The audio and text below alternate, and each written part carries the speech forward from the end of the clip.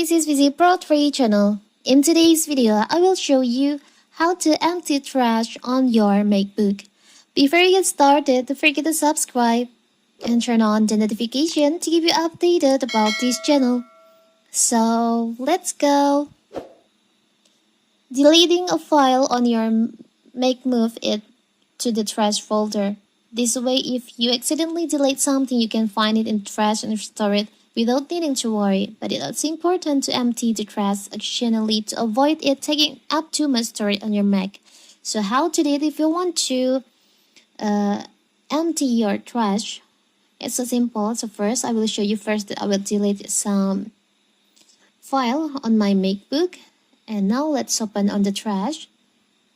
Here's all the files on the trash.